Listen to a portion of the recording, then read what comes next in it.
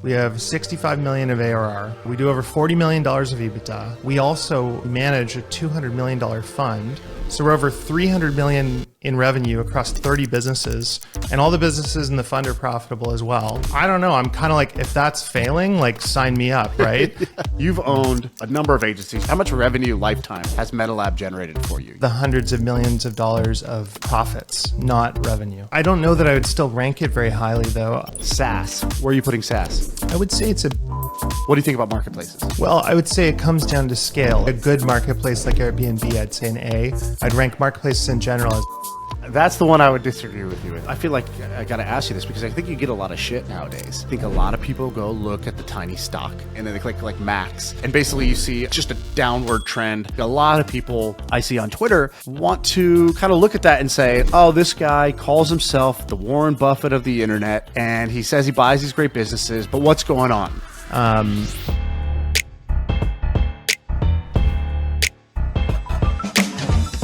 What's up? Andrew is here. Andrew is one of the most visited guests on the pod. Always good to have you, man. I wanted to play a game with you. You've done many types of businesses. You've done agencies and private equity, and you've started e-commerce companies. You've done a huge number of companies in the last 20 years. So I want to do a game where we rank the different types of businesses that you could start. And we could work out this criteria together. But I think the idea should be, we're not looking at the outlier scenarios. So in every industry, right, the world's best plumber makes a fantastic living. That may not mean that plumbing is the best trade to go into. No offense to the plumbers out there listening, but we're not looking at just the extreme outlier. So I think that here's my criteria for a great business, Andrew. It's going to be the median successful outcome. Okay, so like the sort of like normal case, if you can make it work. That's the first criteria. The second thing is we're taking into account both the lifestyle as well as the result, the upside. So, if one thing just makes you miserable or overworks you like crazy, then that would be obviously worse than a business that lets you have a great flexible schedule and flexible location, for example. So lifestyle matters, upside matters, and we're looking for kind of the median success case.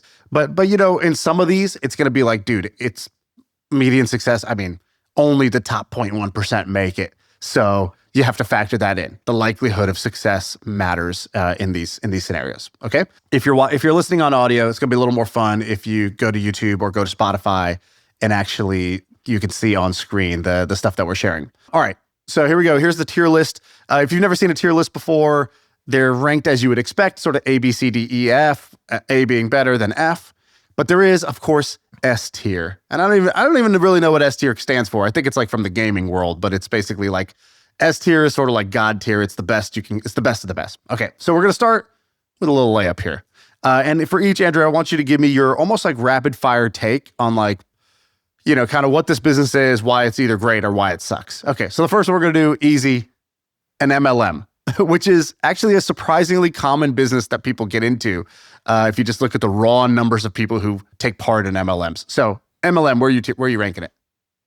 I mean, I would rank an MLM as an F. It's a fundamentally unsustainable business that breaks. I mean, the problem with an MLM is it's reliant on recruiting other people, and it doesn't actually make money based on selling services. It basically makes money by finding the next sucker. And if the person that starts the MLM finds a lot of suckers, they can make a lot of money. Yeah. And the first couple layers can make a ton of money, but then it always explodes or they get indicted or something like that. So where are you ranking it? I would say that's an F. Okay. It's going in the F. Although it does sound like for the MLM owner, it's not necessarily an F. One of the associates, or as they call them, the business owners that they like to call themselves that are underneath. Yeah, that's F tier for them. I think if you are willing to go to jail too, like you can make a lot of money, but I mean like 50-50 odds you go to jail. All right, next one up is one that I think you did. And by the way, say if you've done any of these, okay? So Freelancer, which I believe is how you started your career. You were a freelance, web designer? Yeah. I started making websites out of my apartment, basically. I would rank that probably a D. I think it's a really good business. I'd say it's a living right? I think there's nothing wrong with freelancing or a restaurant or a corner store or that sort of thing. But fundamentally, it's an owner operator model and it doesn't really scale unless you scale it, which is what I did. Yeah. Okay. Well, that's the kind of the next one, which is actually agency. You've owned a number of agencies. You've probably made, I don't know what the number is, but MetaLab has to have generated something like 200 million plus in revenue. How much revenue lifetime has MetaLab generated for you, your design agency? I don't know the exact math, but I think we're probably well over into the hundreds of millions of dollars of profits, not revenue. Okay, so I'm assuming you might have agency higher than most people. So I think, well, you know what? I don't know that I would still rank it very highly, though. The reason, my story, I started a web design agency. I scaled it. I got clients like YouTube and Uber and Walmart and all these big companies.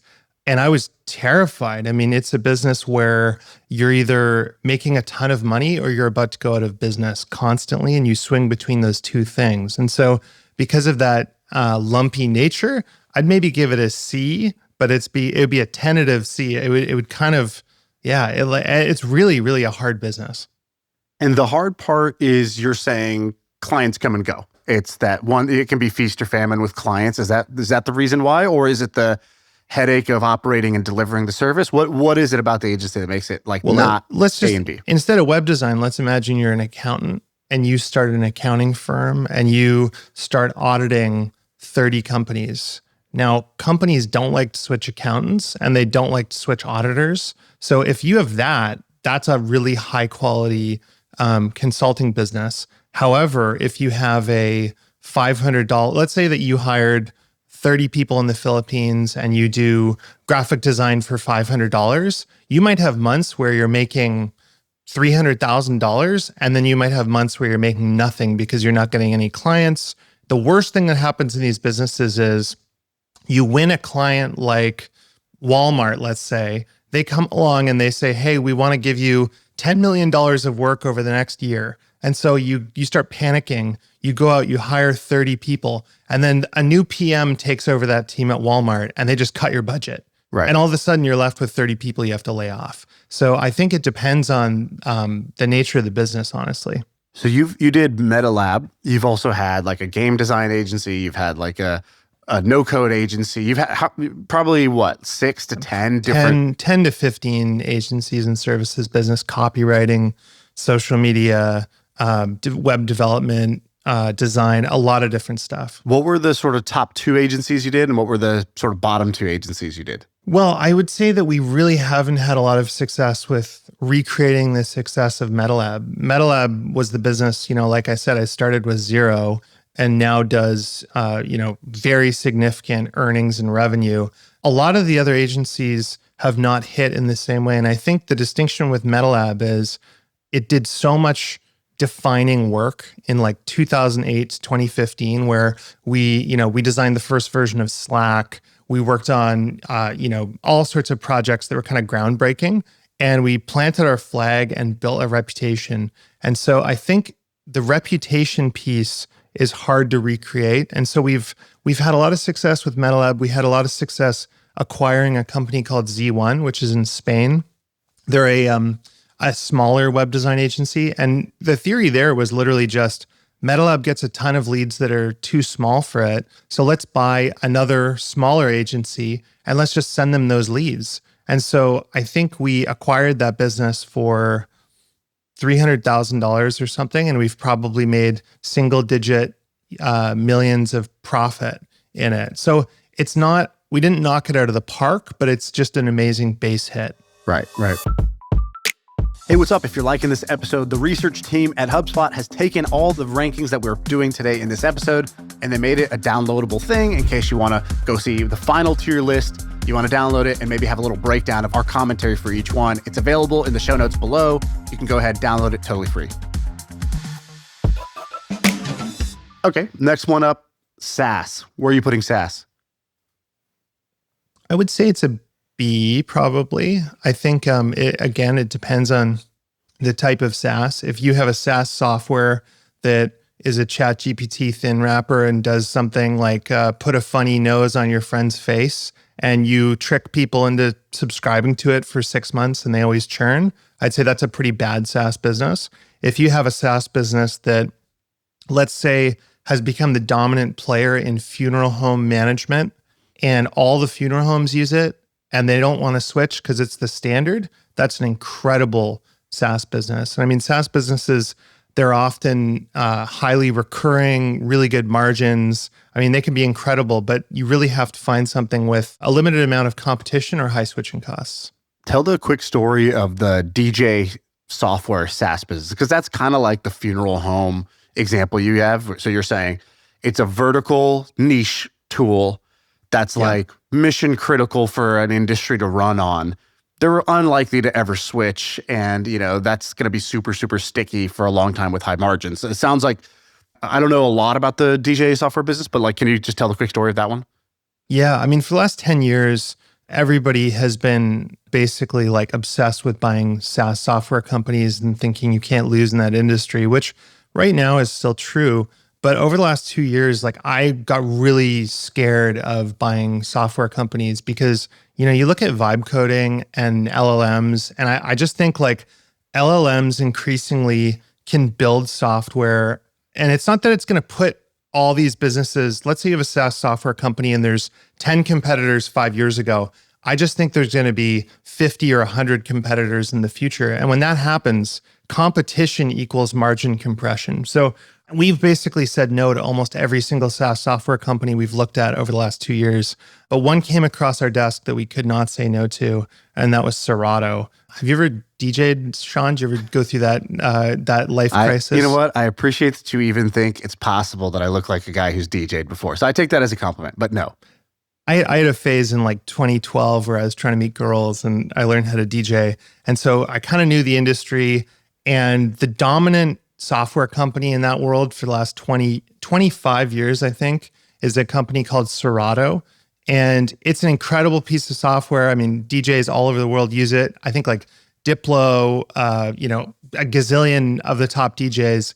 And these two guys in New Zealand built it. And what they did was really smart. They partnered with the hardware manufacturers like Pioneer, and they deeply integrated into the hardware. And so what that means is that, A, it's become the standard, right? So when you're the standard, that is really exceptional.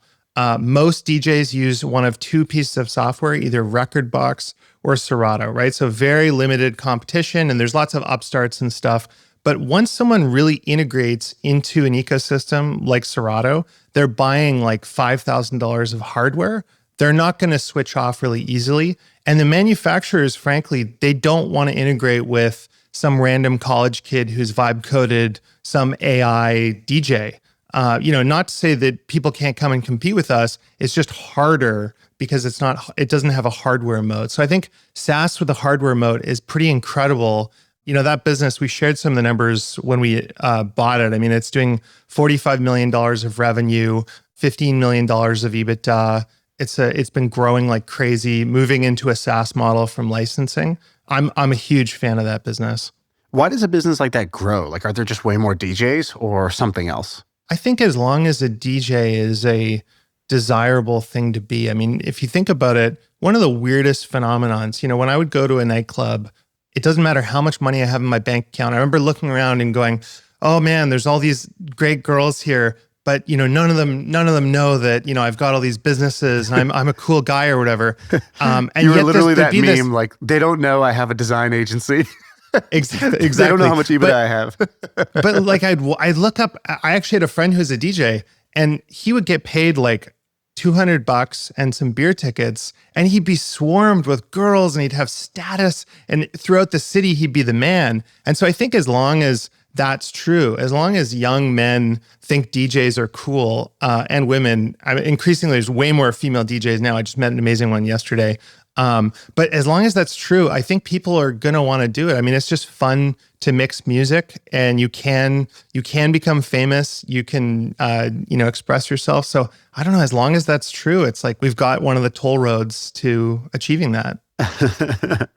Yeah. I like the analogy of the toll road. Okay. Next one I'm going to do, actually I'll do an easy one. Restaurant. I think you own or still own a restaurant. Yeah, I own a bunch of restaurants actually, and I always say a restaurant is a really good passion. If you're really passionate about it, you love food. It's a labor of love, as you know. I know you had a sushi restaurant, but when I meet somebody and they say I have a successful restaurant, I want to like Wayne's World, get down on my knees and say I'm not worthy. Because if you're successful in a restaurant, it is one of the hardest businesses. If you think about, for you to go in and eat a good meal at 6 p.m., people had to wake up at 3 a.m. They had to bake bread. A million things had to go right. They had to train 30 people. It's just like a Rube Goldberg machine of business. So I would rank it as an E, probably one of the hardest businesses, and low margin and difficult. Yeah, for people to get context, most successful restaurants, even the big chains like a Subway or a Chipotle or things like that, 10% margin is the good case scenario. It's like that's doing well. Of course, there's exceptions like luxury, sort of Michelin star restaurants might have higher margins, but on the whole, if 10% is winning and then your revenue is capped at what you can produce, because again, you're working 7 days a week, you're there for breakfast, lunch, and dinner. You basically, you can't, like, you always have to be there. You always have to go in and make the product again fresh every single day. And you're only as good as your sort of last interaction with the customer. It is just such a brutal business. It is an absolutely terrible business. In fact, it's funny that the only business you've ranked below it so far is an MLM. It's like pretty much a crime. It's the only thing that's been worse so far. And like I said, like, we own restaurants. I think they're really important, but I just don't, if you want to make money and you want to get rich, I don't think that's a good way to do it. It's like, I always use the gym analogy. If you go into the gym and you try and deadlift 300 pounds on day one, you will hurt your back and never come back. And I think entrepreneurs who go into restaurants, they have a rough go. All right. Next one, marketplace. So an online marketplace.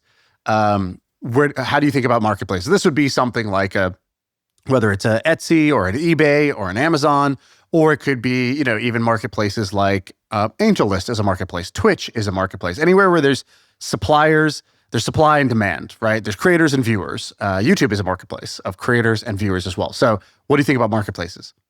Well, I would say it comes down to scale. Like, you've got Airbnb on the side there. I think small marketplaces are really hard. We own some, and I think it's like lightning in a bottle. If you can get supply and demand to match, they're phenomenal businesses, but they're highly competitive. I like a business where it becomes a verb. So Airbnb is a great example. Like, if I think like, oh, maybe we should rent a house, Airbnb, the word just pops into my head. I go to the browser, I look up Airbnb, and I'm going to use it. That, I would say, is probably a B or an A business. So very, very highly ranked. But if you started a marketplace for people who want to borrow, let's say, like construction tools or something like that. Yeah. Oh my God. Like, I've just seen a million of these fail. They're so difficult. And so where are you ranking marketplaces? I would say a good marketplace like Airbnb, I'd say an A. I'd rank marketplaces in general as a C. Wow. First big controversial pick there. I can't believe you rank it as a C.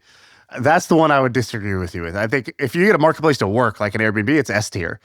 Well, are we saying I'm working marketplace? Because we're talking about business model. If you're one of the very few successful marketplaces, you're an S. It's one of the most defensible, lucrative businesses in the world. But because the likelihood of success is so low, I would have just knocked it down to probably an A if you can actually get one going even. Well, let's put Airbnb as an A. I'm down with that. This Airbnb, I just can't agree with the business model in general as being a C, because we're basically ranking in terms of quality and difficulty, right? Yeah, exactly. And I just think like for example, like, we could say that the services business, the accounting firm, let's say PwC, right? PwC 75 years ago was just one accountant and with a few partners.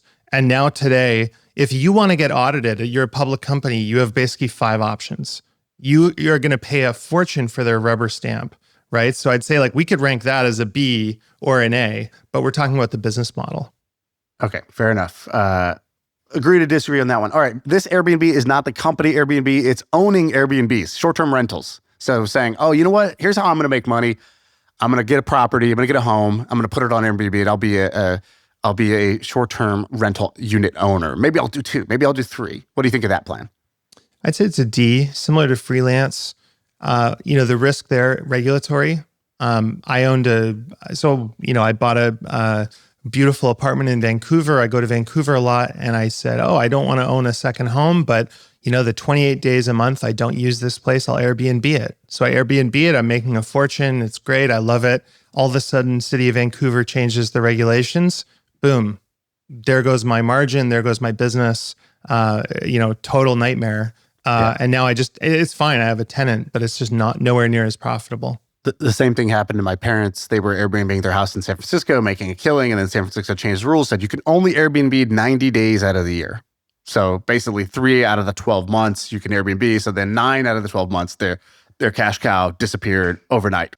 That is the unfortunate one there. All right, I want to do content creator. So for the person who says, I want to create the next podcast, I want to be the next YouTuber, I want to be an Instagrammer, I'm going to build a following and then I'm going to make a ton of money because I'm going to get brand deals or launch my own products or who knows what. But I'm going to go all in on being a content creator. So I think that's probably a D. I would argue that if you become the next Andrew Huberman, you're an A. Like you're a B. Like you think about it in a world of AI. If somebody has a trusted relationship with you, it's a phenomenal business. The issue with it is it just doesn't scale. So in terms of defensibility, it's amazing, highly profitable, very simple to operate. But one of the problems with it is, and I know a lot of these people, if you don't show up and you don't bring the fire on the camera every single day and you stop posting, your business goes to zero. And I think that's a bit of a prison, I think, for some people.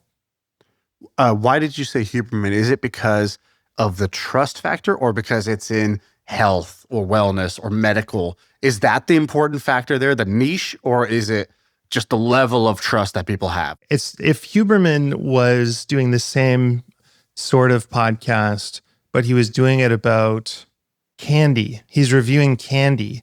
And if you sell candy, it's the affiliate margins are not that good. The candy company won't pay that much to do it. If you're doing health, like if you think about Huberman is basically promoting athletic greens, health supplements, that kind of stuff. Those things can be very, very profitable and the customer lifetime value is high. And so he can charge a hell of a lot for advertising. And then also, I mean, if you think about it, like Huberman, we're friends with Andrew. We own a yerba mate business with him. He is able to basically bring, I would call it $20 million of free marketing to any business he becomes a part of. And so if he takes equity in businesses or owns businesses, he grows them massively. I mean, we took the yerba mate business, I think it's grown 300, 400% since he got involved with us. All right, next one, owning real estate. So buying properties, either cash flowing them or flipping them.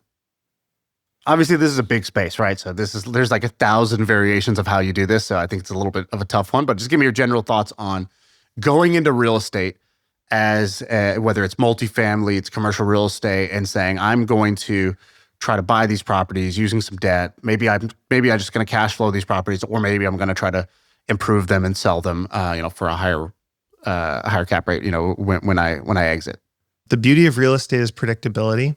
I think depending on the sort of real estate, I think there's really a big distinction between real estate ownership, where you just buy something and you rent it out. And then there's real estate development, where you actually buy a piece of land or you buy something, you add value. I remember talking to I think it's your brother-in-law who does the real estate, where he was like, look, like I know all of the people that, need space, and I just go and I acquire a strip mall. And before I close, I already know that I'm going to put someone new in, and it's going to be a way higher quality asset. And then you can refinance it out or whatever. To me, that's kind of a no-brainer way to make money. So I would rate that a C probably. All right, go and C. And why is that not higher? Because if you're not doing the value add or you don't have that unfair advantage like my brother-in-law has.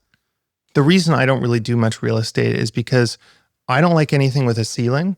If you buy, let's say you buy a 40-tenant apartment building or something like that, the rent is going to be, let's say that some old lady owns it. She hasn't increased the rent in, 30 years or something like that. You're going to buy the the building. Over time, you can get an increased yield by increasing the rent, but there's a ceiling on that rent and you can't innovate to make more money. Whereas in a business, let's say a digital business like a web design agency or a software company, you can take your profits and you can actually grow the business and you can increase revenue. It's very difficult to do that in real estate without massive CapEx. Yeah, I think they do the same thing, right? They just go buy, they take the profits or they refinance and go buy a second property. What's wrong with that? That works. Yeah, I mean, you can do it. I don't know. It's just not something I've spent a lot of energy on. I don't think it's, when someone tells me that they're going to go do it, I think like of all the things they could do, that's a pretty solid approach. And I think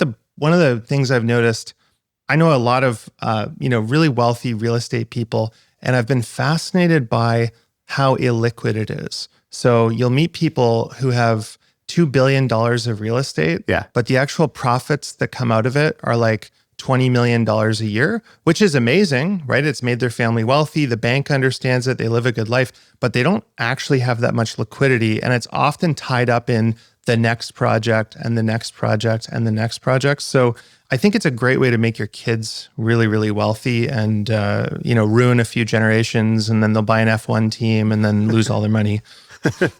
All right, we have nothing in the S tier yet, so I got to try to get there. I think this is the guy to do it. So I have an icon here of Warren Buffett, and this represents investing. So just being an investor generically, but I think maybe the way I was really thinking about this, because I think Buffett is a little unusual in the way that he's structured his company. So really, this is to me owning an investment fund or being in the money management business, investing other people's money and taking fees and a profit off the top of it. Is that? Well, no, I would argue a little bit differently. I'd say investment management is an incredible business, but I wouldn't put Buffett in that category because he doesn't actually manage other people's money. Yeah, I know. That's he's sort of the exception here. So the distinction I would make, let's say you're a hedge fund manager, like my friend Bill Ackman. So Bill, for example, he went out, he raised hundreds of millions of dollars. He bought a bunch of stocks. He would go and advocate for these companies to improve, and then he would take fees on that. And if you think about that business model, you actually don't need to really put that much money into it yourself, and you can make a profound amount of money if you perform. The structure of hedge funds is typically 2% of managed assets plus 20% of the profits. So let's say that you raise $100 million and you triple it in a short period of time, you can suddenly make, 30, 40, $50 million of carry and fees and stuff. So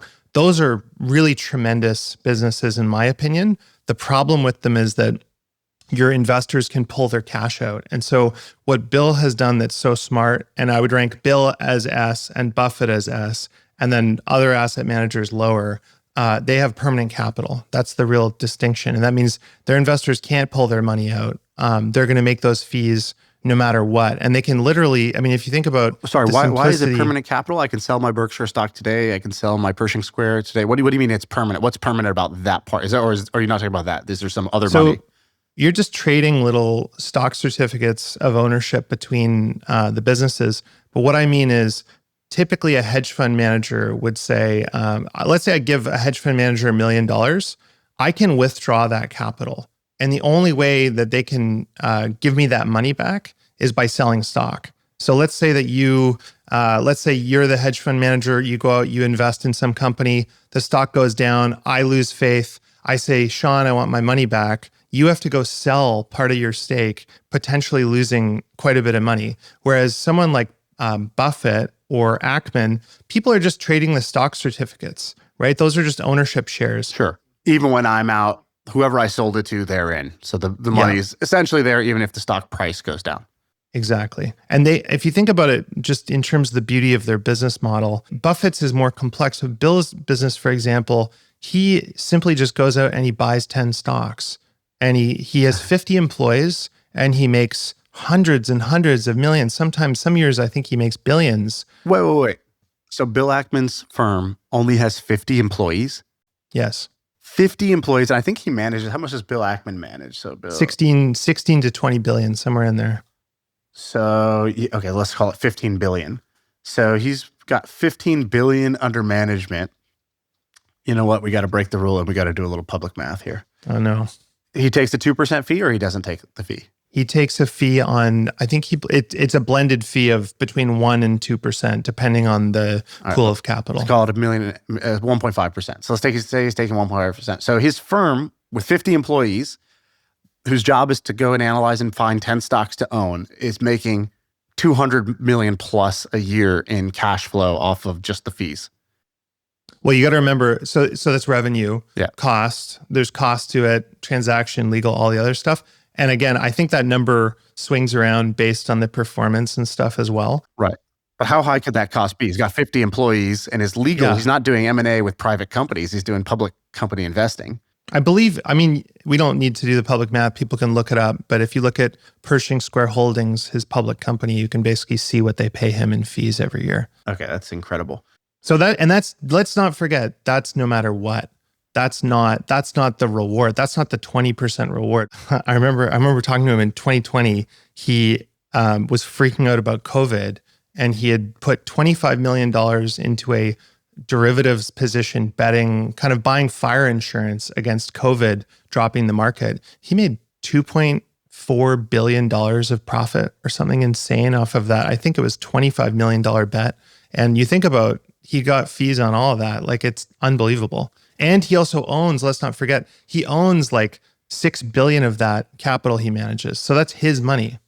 Okay, that's incredible. What about the other side of it, where you talked about the hedge fund managers? So where are we putting them? So if Buffett and Ackman are your first S tier, where are you putting the general hedge fund manager, money manager, who's got assets under management, but not permanent capital? The way I'd give it a B, just because of the nature of the swings. And you're pretty much guaranteed as let's say you have a large venture capital fund, or you have a large hedge fund. You're pretty much guaranteed over 10 or 15 years to become a decamillionaire, almost no matter what, which is kind of a crazy thing about the model. But you might get blown up at some point. But explain the inconsistency, because I believe Ackman also has blown up or almost got blown up, a couple of times. What's the difference in your mind between what you're talking about? Bill keeps getting shot and then miraculously getting back up. And I think he's one of the 50 Cent of the investment world. He has a great line. He just says the secret to success in business is just getting back up over and over and over again. And what happened to him was Bill has made so many incredible investments, but I believe in 2014, he bet against Herbalife, which was an MLM.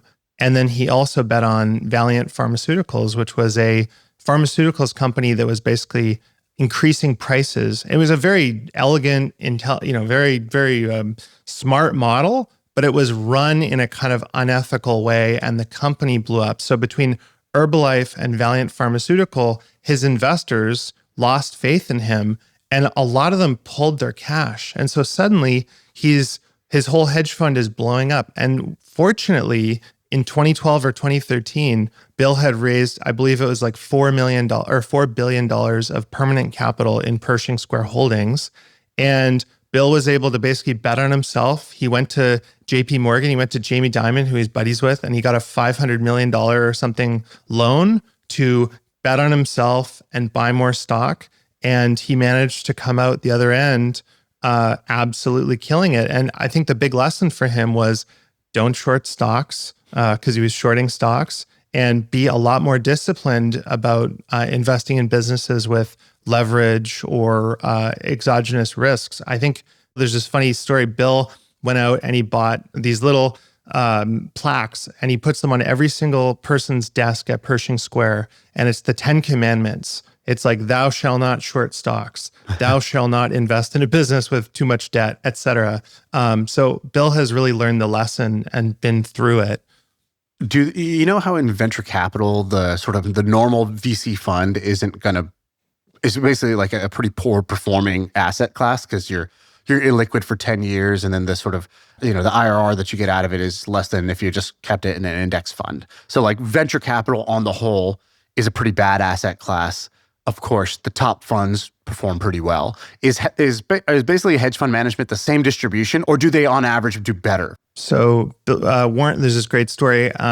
There's this guy, Ted Saids, He's a fund manager, a fund of fund manager. And he had lunch with Buffett. And he said, Warren, I'll bet you, I think it was $1 million, that I can choose a basket of hedge funds and they'll outperform the S&P. And I believe he lost that bet to Buffett. Buffett basically said, on average, funds do not outperform, which is very true. I mean, most hedge funds, most venture capital do not perform. And I think that's kind of what's distinct about private equity. I don't know for sure, but I think most private equity funds at least have a reasonable return. All right, we got a couple more I want to do. Local services. So you're starting a local pest control business, HVAC, things that are, I got the handyman icon here because it is, something that you do with, a guy wearing boots and overalls that comes and does something in your local area. So I would say that's a C. Those are hard businesses. But if you can dominate a local industry, let's say you're really good at internet marketing and you own an HVAC business and you're able to hire great technicians. There's only so many technicians out there. And so they're kind of fundamentally difficult to compete with. And I think they're challenging. I know a lot of people over the last few years who have bought HVAC businesses or plumbing companies, and they're like, guys that look like you and me, and they come in and they're dealing with all these blue collar guys, and they're like, who the fuck are you? Why would I come and work with you? And so I think they're good businesses if you're like, let's say you're a very enterprising HVAC technician and you want to start one of these businesses, you can do phenomenally well. But I think they're actually quite difficult to operate for a outsider. All right, I got a couple more. Venture capital / angel investing. Although they're a little bit different. One's investing other people's money, and one's investing your own. I bucketed them together here. I would put angel investing as an E. I think I view angel investing a little bit like playing roulette. I like to play poker. It has better odds. I look at private equity or buying businesses more like poker. And I just know, I think the classic entrepreneur story that, you guys have talked about a million times is you make some money as a founder, you want to pay it forward.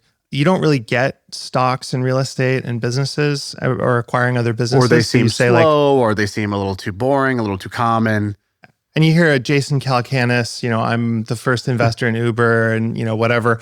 And so you want to do that same thing. And it's a little bit like, you ever been pitched by a founder and they have like a popsicle company and they say like, well, I know we're like tiny right now, but there's this one company that's sold to Procter & Gamble for $300 million.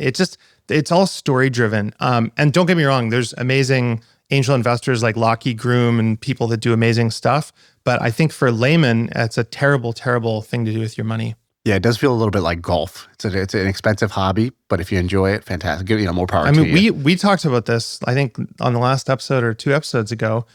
When I first started out, I got in the habit of angel investing. I have $30 million or something tied up in angel investments, completely illiquid. I have no access to it. I'd much rather own like stocks and real estate or something. All right. I have one more here that's buy a local sweaty startup. Oh, we have Cody Sanchez entering the chat here. I couldn't find a good icon, so I just put Cody on here for lack of a better term. It's a picture of Cody at a laundromat. And I think I don't actually know, by the way, if Cody really pushes that you should buy laundromats, but I think that's a little bit of a narrative. I'll use her as a figurehead for this idea that you should find a local sort of brick and mortar, a sweaty business. Go buy a boring Main Street business and you're going to cash flow. Then you reinvest the cash flow and you buy the second laundromat. And then you buy a car wash and you keep going in that direction. Where does Andrew Wilkinson rank that model on the tier list? I mean, I love Cody and I love Nick Huber. I think what they're advocating is basically, look, don't go and work for someone else when you can create your own job. And I think if you can be an owner operator, but they don't say that. I think if they said that, it would be a lot more of an honest broker, right? The way you said one key word, which is what they say is own your own business. And you said own your own job. And I think there's a big difference between those two things. Well, I think that's a fundamental question. Are you buying your own job or are you buying a business? If the business returns more than the cost of the owner's salary, then I'd say that's great. I'd say that's a C. Chris and I always say, like, if you can skip the line, and instead of working your way up and starting businesses, you can just buy a already working business and just improve it. I think that's phenomenal. I mean, it's really a lot of what we've done. So, my story, I started the web design agency, MetaLab. That business grew.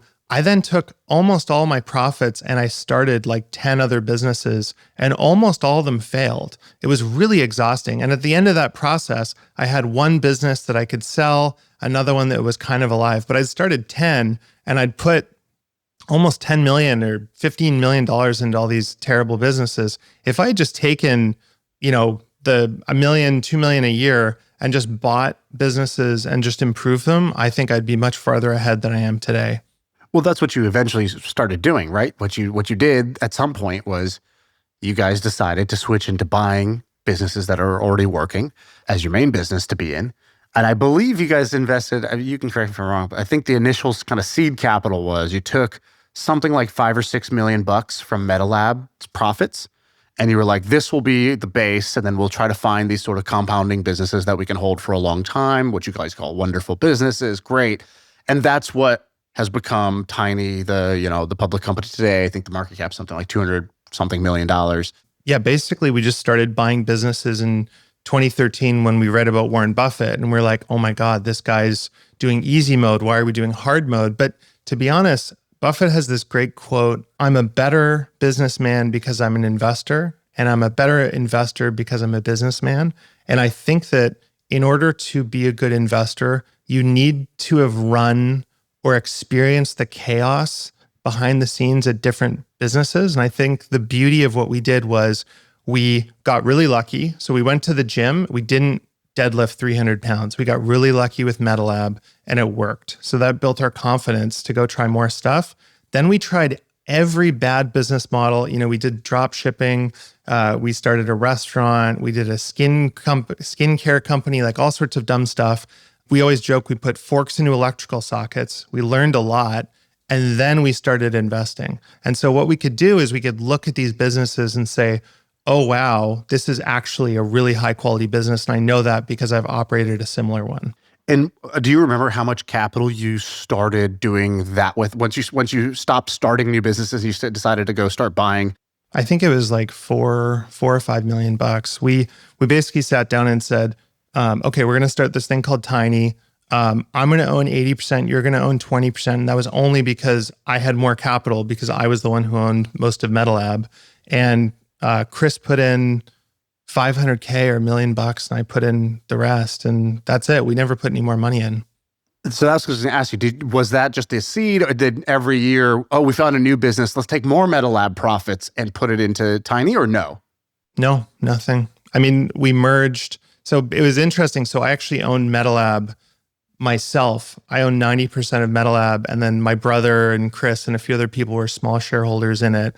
And so that's what basically I diversified with. So I went off and in my family office did all the venture investing and bought some real estate and bought newspapers and restaurants and other dumb stuff. But Tiny itself really just grew from that original amount. So that's pretty incredible. I feel like I got to ask you this because I think you get a lot of shit nowadays.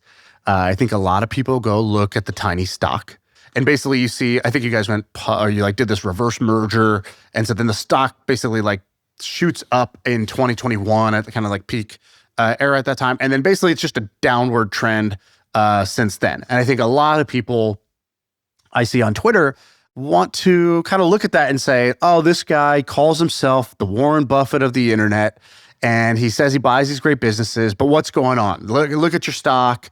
And so they see that and they say, man, is this guy like many other people on the internet who maybe either overstate their claims or whatever, right? That's a common problem on the internet, I would say, just on the whole, is that you don't know who's real, you don't know who's actually good. And so you have this public company that's a little bit of a public scoreboard in a way, and people get really riled up about that. On the other hand, and this is kind of like, the two parts of the trial, right? You have the prosecution and the defense in a way. The other hand, you say, look, there's a guy who took 4 or 5 million, first created this design agency that's really successful as a business, has generated, you said, over $100 million of profit lifetime. And then you took, $4 or $5 million and you compounded that into a between 200 and 300 million dollar business that holds all these interesting assets. And, cool, like the stock prices go up and down. That's not necessarily the end all be all. And even if you said, look, that's how big it was, that's still fantastic. I don't know a lot of people who are listening to this that have done anything that's more impressive than that, So I admire, even if your worst case, least generous interpretation is today's current, stock price, that's still pretty damn impressive. So I guess, like, what's your reaction to this? You're sitting there, you don't want to go out there and, fight all the internet trolls or anything like that. But like, how do you see this? What's your take on this? It's pretty funny because, we started in 2006, basically 20 years ago, bootstrapped this business until 2023 when we went public. And over the last 10 years, I think since we started Tiny, we've compounded at 25, our earnings at 25%. We do almost $250 million of revenue. We have 65 million of ARR. We do over $40 million of EBITDA. And Chris and I still own the majority of the public company. And all these are all things, you can look at the public filings and see. If you also, we talked about asset management. I mean, we also own, or we manage a $200 million fund managed by the public company with $40 million of it, our own capital. And that owns AeroPress, Letterbox, all sorts of other businesses. If we include that adds another $65 million of revenue. So we're over 300 million in revenue across 30 businesses, and all the businesses in the fund are profitable as well. I don't know. I'm kind of like, if that's failing, sign me up, right? Yeah. And I don't know what to say to the trolls. Don't feed the trolls. Right. Well, let's take the vulnerable side a little bit, right? Because I always ask myself this whenever I get criticized, and my first reaction is like, "What the hell are you guys talking about? Do you not see? And I want to kind of defend myself, but at the same time, I always ask myself this just for my own learning, which is basically what about this is fair? But what is the fair criticism? And I think that's always been an important question for me. It keeps me honest because, look, either I'm just going to ignore it.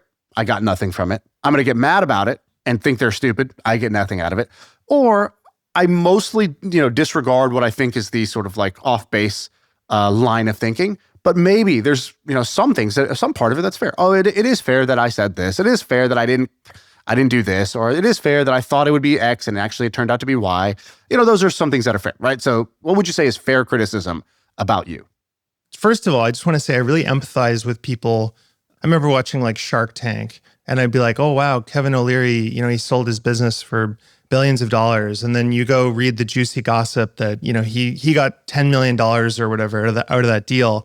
And I think it's very easy to kind of have the one blurb and then judge someone. And I think before I went through this experience, I would just believe what I read on the internet and kind of enjoy it, to be honest. I think there's this dirty, horrible part of humanity, myself included, that loves when somebody who's on an upswing falls.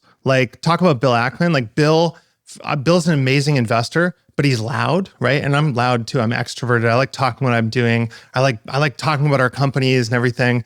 And it's really, really fun to watch someone loud like me fall in the mud, right? And I see this in myself.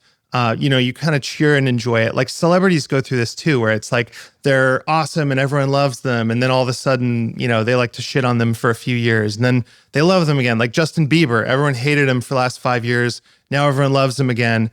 I just kind of think that's the course of things. And I think it's kind of, I just got to eat humble pie. And there's a lot of great things I get out of being loud on the internet and talking about this stuff. I've connected with so many incredible entrepreneurs. I've made so many new friends. I love talking about this stuff and teaching people about business and stuff, but this is the price and I'm willing to pay the price and it sucks. And for me, it's a button, right? When I was a kid, I have ADHD and I'd always fuck up and I'd always be the one in our family that was blamed for everything. And so being misunderstood is a big button. And I really have to resist getting on the horn and trying to argue with everyone because it really doesn't help. So I think for me, we're just focused on delivering good results and building great businesses, which we're continuing to do. And people on the internet are going to twist it however they want to. The reality is 60% of the businesses that went public in 2023 when we did are still under their IPO price. So Asana, Sweetgreen, Coupang, like all these other businesses, they're all under IPO. Does that instantly mean that what the founder has built is invalidated and they're a moron? No. And I think that, the really fair criticism though of us is our business is a bit confusing, right? Even our stock chart, like starting businesses. So I made all this money from the web design business, started a bunch of companies. One of those companies became the dominant seller of themes in the Shopify ecosystem. And Chris and I always had it in our head. We were like, let's take a business public. We'd love to do that. And so we actually went and we partnered with Bill Ackman. We had sold the business to a family office. We bought it back and we took that business public.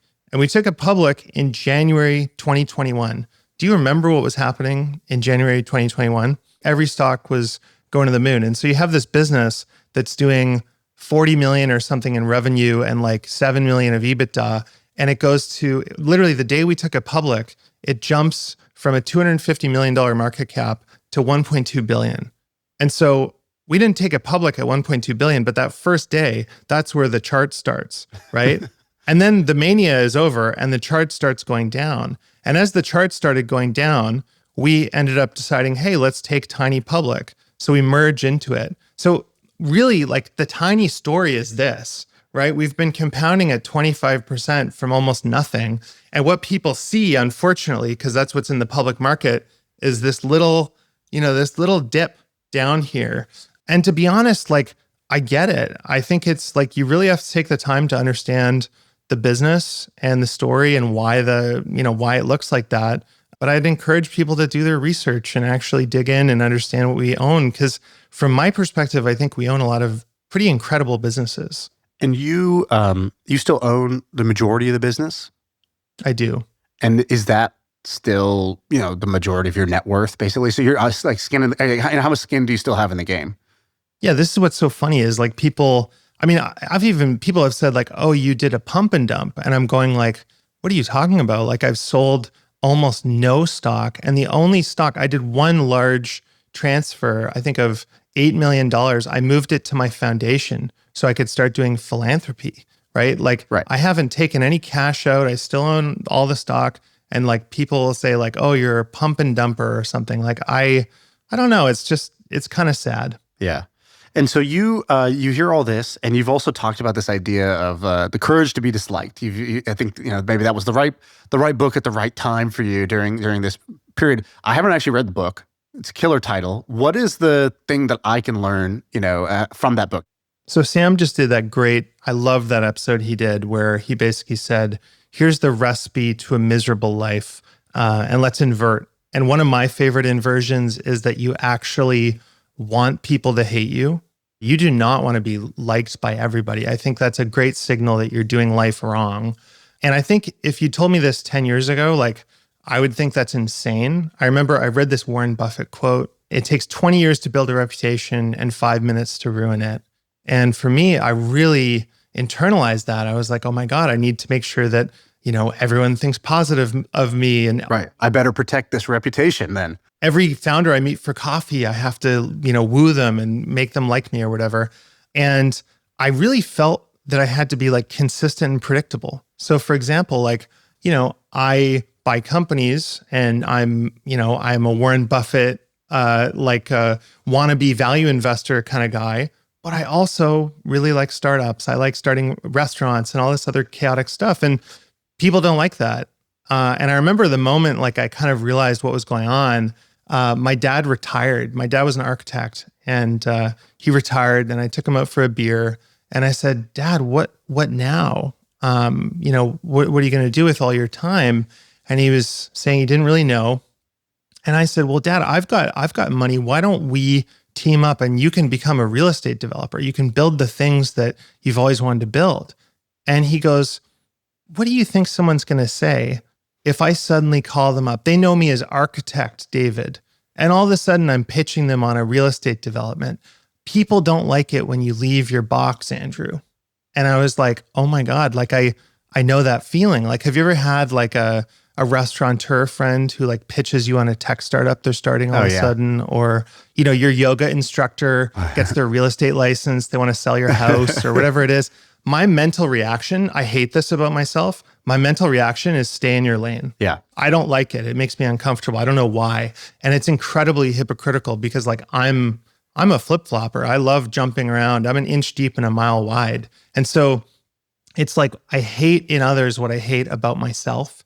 And I realized we're all like prison guards, you know, like we all have these labels. Like for me, it's like, you know, I'm an investor and an entrepreneur, but then it goes deeper. It's like, I'm in tech, not real estate, you know, no real estate allowed. I'm bootstrapped. You can't do venture. That's weird if you do that. I'm pro crypto or anti crypto.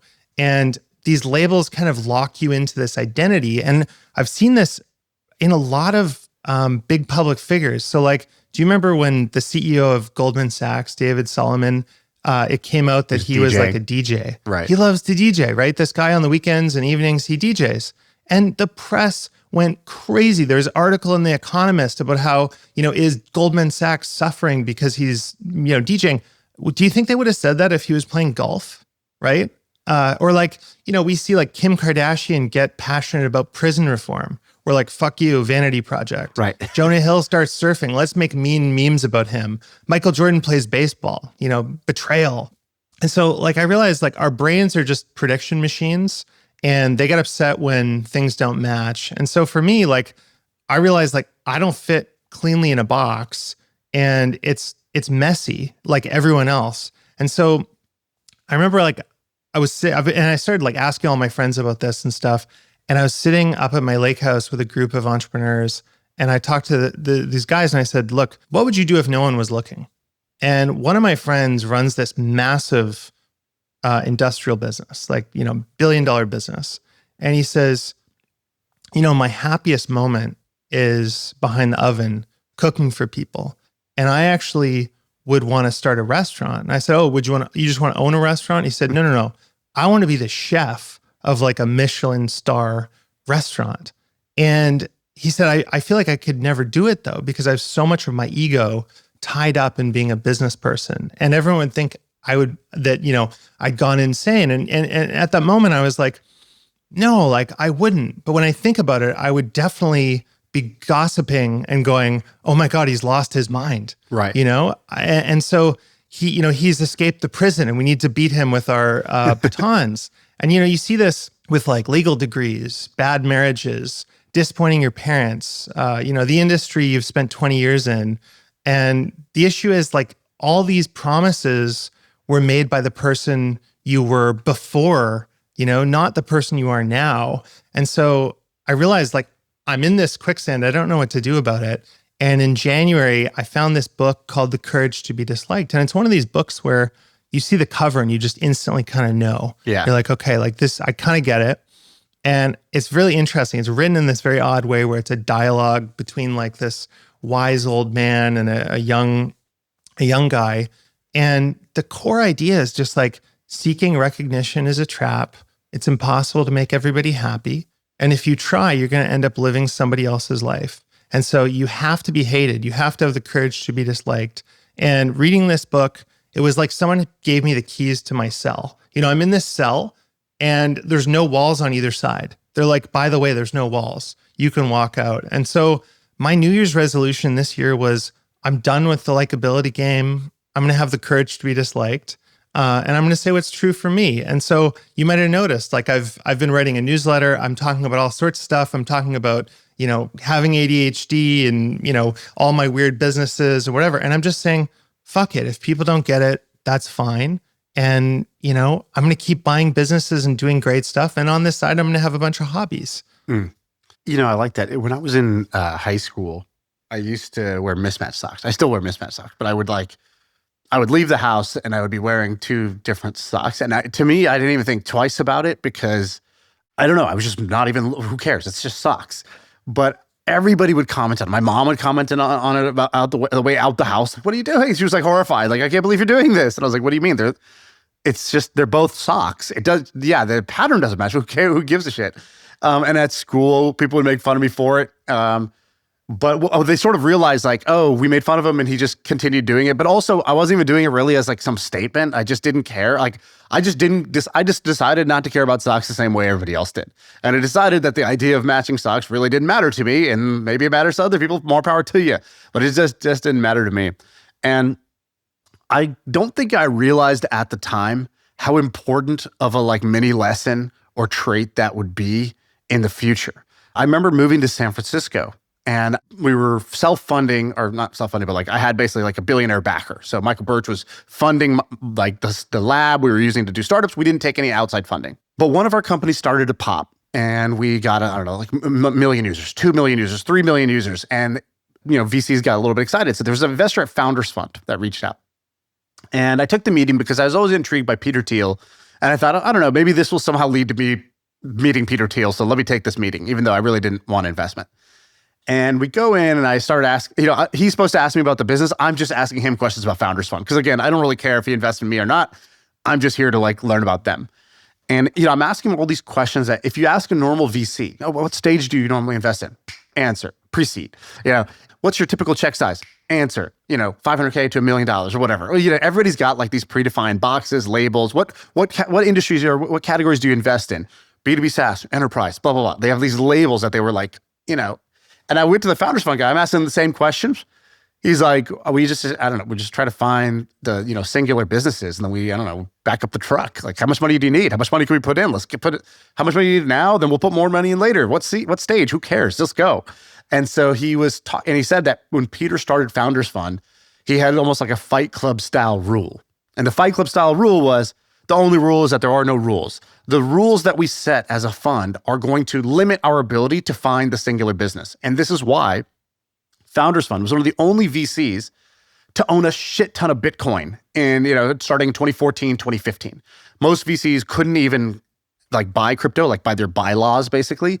And they didn't even see Bitcoin as they were so blinders on to like, we need to find the next Facebook, right? We need to find the next Mark Zuckerberg, that they didn't think that this anonymous Satoshi Nakamoto open source project creating a currency, like it broke all the rules, but that was the thing that mattered. And so Founders Fund has had a few of these really contrarian bets. They backed Anduril when Silicon Valley, like at the time, it was completely unpopular to back a weapons company. It was like, so like the narrative at the time was that was a bad thing. In fact, Google had to shut down their weapons project. They had a big contract with the Department of Defense, and Google just turned it down because their own employees were like, this is not right. I don't want to sign up to be part of making weapons and killing, And so the companies, bowed down, and the venture capitalists bowed down. And there was only a couple of investors, and Elad Gil came on this podcast, and he said, the day I saw that Google shut that project down, I knew there's a huge opportunity. If anyone was willing to go against the grain and actually build a weapons company, they were going to do phenomenally well.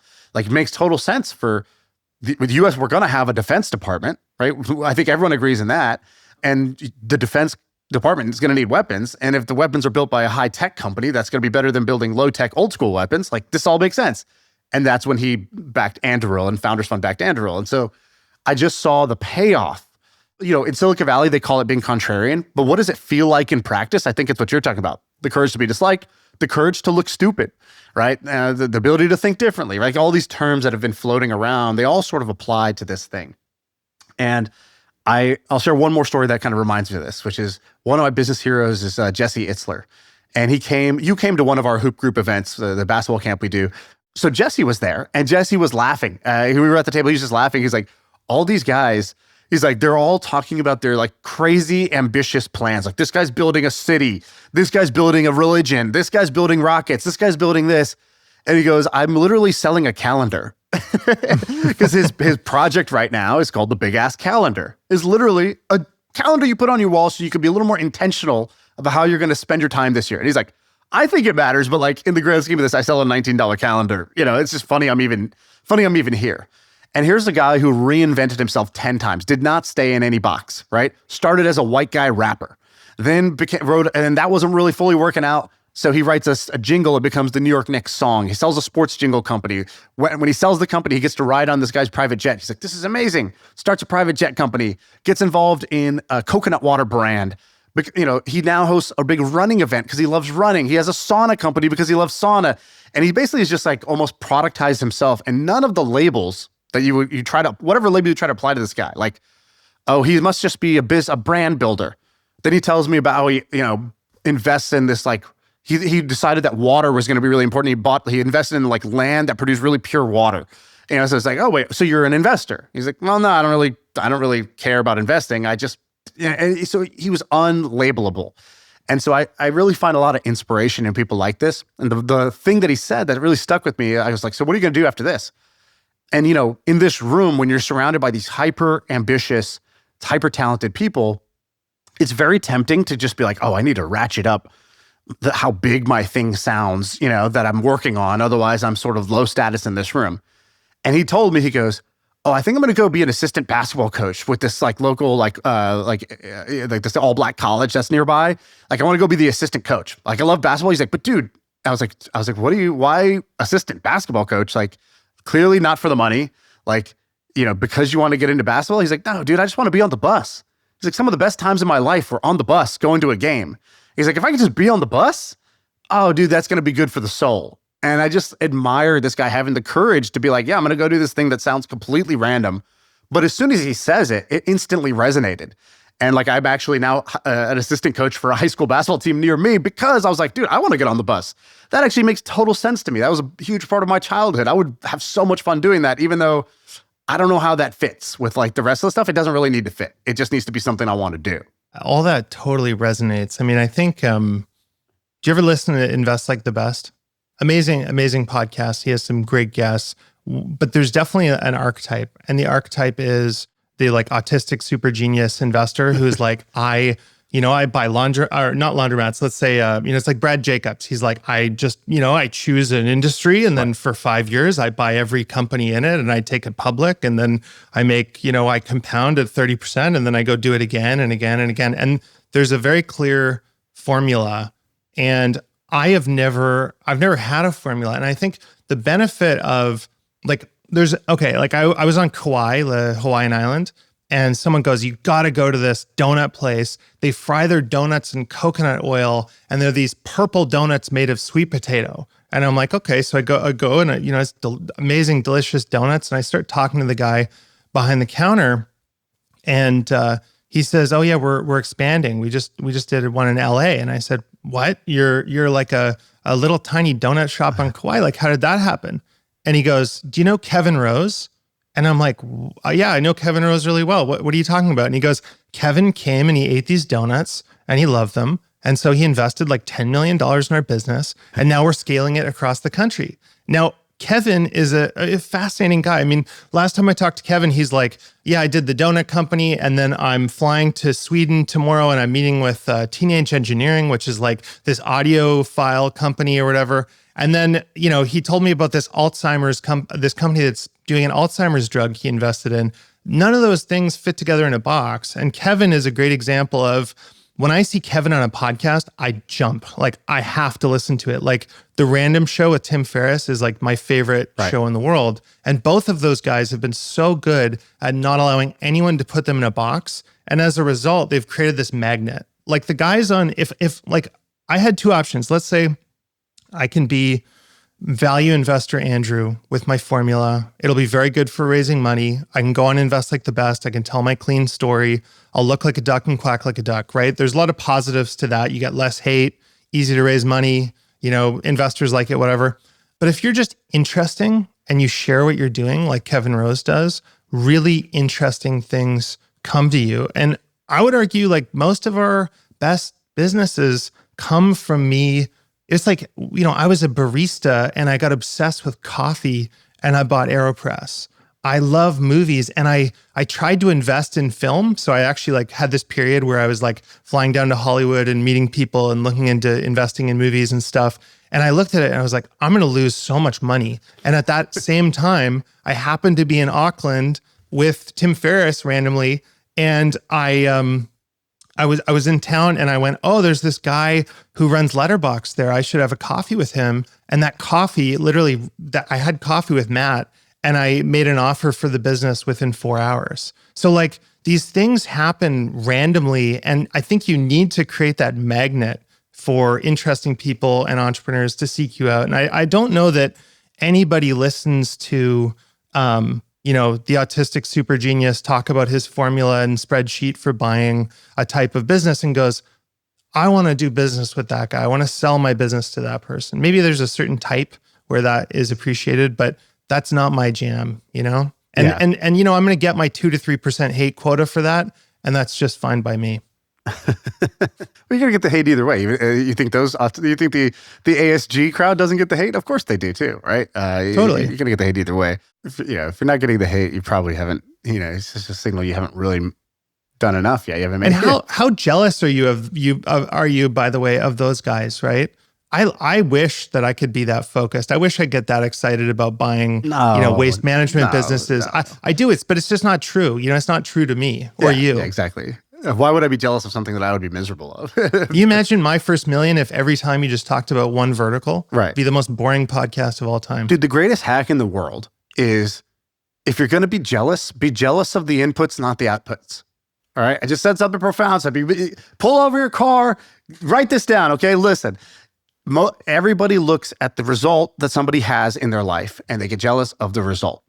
And that leads you astray because you don't even really know what it takes to be that, to get that, to have that, right? If you're going to be jealous, it's hard. So most people try to just turn off the jealousy knob. I'm just not going to do it.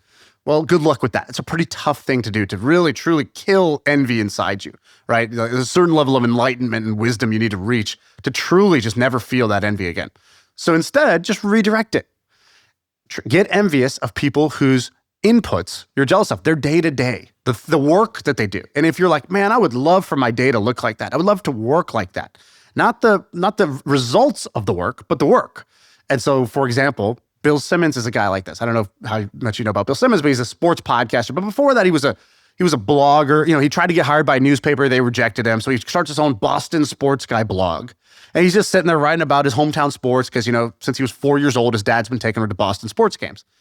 And he somehow blogged his way literally to ESPN ended up giving him his own section. Then when he's at ESPN, he's like, I'm not just and by the way, they're like, he's a journalist. No, well, he doesn't do journalism. He's just writing as a fan. So I guess we'll call him a columnist. No, he's not really a columnist. I guess he's a blogger. By the time they were trying to figure out one label, he goes and creates 30 for 30. He reinvents the sports documentary space. And he pulls that off. And then he gets fired at ESPN for speaking his mind. And he goes and he leaves and he starts The Ringer. And it's a podcast network. And now he's Bill the Podcaster. He sells it to Spotify. He makes hundreds of millions of dollars. And there's this great clip the other day that came out of this big trade happened in the NFL. And there's this clip in the Ringer office. And Bill is carrying a microphone in one hand and a chair. And he's basically jogging through the hallway because he wants to go join one of the other Ringer podcasts to come talk about this trade that just happened. That's not his podcast. He doesn't need to be there. He's got all the money in the world. He could be on a yacht. He could be on an island. And he's sitting there running with a chair and a mic because he really wants to go talk to friends about what's going on in the world of sports because that's what he loves to do. So I'm jealous of Bill Simmons, not because he sold his company for hundreds of millions of dollars or has a popular podcast, but because the guy gets to talk to his buddies about the thing that he loves all day when he doesn't have to be, right? And so I'm jealous of the inputs. And so, I think that's a thing that if more people did, you could kind of use your jealousy as more of a compass to figure out what do you really want to go do? I think if more people knew the behind the scenes of a lot of these super wealthy people, they wouldn't want that life. There's a lot of sad, very wealthy people, as you know. I think the trick is, how do you figure out what you're great at and you actually enjoy? Because there's things I'm great at that I just don't enjoy, like sales. I love pitching and selling and talking to people, or sorry, I'm very good at it, but I actually, it drains my life force. It's misery, right? And so I think for me, I started out headphones on, coding, making websites. 20 years later, I've realized I can write and talk about things I'm passionate about, and that creates opportunity, which I can then funnel into all my various businesses. I think being a human router and just doing the thing you're great at, you're doing this too. I mean, it's like Ben might run all the day-to-day operations. You just get to go and do the thing you're amazing at, and it benefits your business in a profound way. And I think that's the trick. Well, I would even push back. It's not even that, oh man, there's all these wealthy people who are miserable. There's a lot of wealthy people who are happy doing something that you would be completely unhappy doing. I remember when we got bought by Twitch and I was like, I get to meet Emmett. He was my boss. He's the founder of Twitch. He did the thing that I had been trying to do. He started a tech company. it like took over the space that he was in. It became like one of the few social networks that was out there. That's what I was trying to do before that. And, the guy sold his company for $1 billion, and here he was running this thing. And it was like a big part of the internet. I think Twitch was like, the second biggest consumer of bandwidth or something that year. Like, it was crazy. And I saw his day, and he was happy doing it, which was basically he sat in the boardroom on the 9th floor of the office on a long table, and he sat at the front, and the CEO sat next to him, and then teams would come in 30 minutes at a time, and they would sit down, they would put a memo in front of him, he would read it, he would ask them questions, he would grill them, and sometimes he'd be like, this sounds fantastic, can't wait to see what's next. And sometimes he'd be like, this doesn't make any sense to me, and he would kind of rip them apart, and then they would be like, leave, go back, they would do a week of work and come back again the next week for their weekly 30-minute meeting with him. And that's what he did all day. And I just remember looking at that and being like, thank God I saw this, because this is not what I would want. I thought this was my dream. I thought like literally what he had done was the dream for me, dream outcome. And I realized like that would be kind of a nightmare of a life. And so wait, what if that's the nightmare, not the dream, then what's the dream? And then you start asking that, and you start looking around, and you start thinking about what would be really interesting. And that's when I started the podcast, because I looked at Tim Ferriss and others, and I thought, that sounds pretty fun. And so an easy hack, because I'm starting a new content project, my first new kind of big content project since my first million. And the trick is instead of trying to think about what would be really popular, what would get millions of views, what would get millions of subscribers, the better question is, what would I have fun doing 3,000 times? Because if I do it 3,000 times, I'm probably going to get good at it, and I'm probably going to stick with it, and I'm probably going to get a good result, sure. But like, more importantly, like I'm going to go do it 3,000 times. I better really be like, let me optimize for that instead of optimize for what might work. Let me ask you this. Are you leaving your cell? Are you breaking out of your cell? Is it something that people go, wow, this is like crazy? It's like when Tim Ferriss launched his card game, or he wrote he made that weird crypto project. Is it one of those? I've explored that wide, like totally weird. Go make a movie, create a Broadway play. Like I've explored all that. And there's like things, but that's not the active thing I'm working on. One of them is, I would say, different in that it's a different mode to be in. So for example, this podcast is live, it's improvised, it's unedited. I get on here and I just do me. And then I don't really think about it after the fact. There's a team that basically takes it, they edit it, they title it, they package it, they set it out there. And I don't really think about it again. Whereas the thing I'm doing right now is a little bit more of a craftsman approach. It's like, I'm not just going to improvise it and it's this like, 3 weeks later, that's kind of gone. I'm going to make a new one. It's like, no, I'm going to make one thing. It's going to be great. But that means I'm going to really like have to be a craftsman about this. And I'm going to really have to go and take a scalpel to this and try to like make it as great as I possibly can, which is not a mode I'm normally in. That's awesome. I mean, it's like the happiest I've been in the last 10 years is writing my book. Just headphones on, doing something and actually shipping something that will be relevant, hopefully in 20 years that you can go back to. Yeah. There's something so ephemeral about podcasting and tweeting and all the other stuff. So nice to zoom out. Totally. Well, Andrew, thanks for coming on again, man. It's always good to hang. And you want to shout out anything, your newsletter, anything you want to shout out?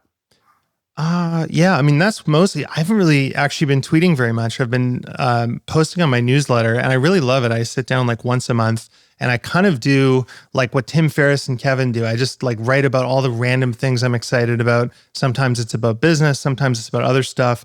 But yeah, people can sign up neverenough.com. The newsletter's there, and I love it. Like it's been so much more enjoyable to just sit down and actually write something formally and take my time instead of like tweeting out toilet thoughts randomly and then fighting with trolls. All right, man. Good to see you.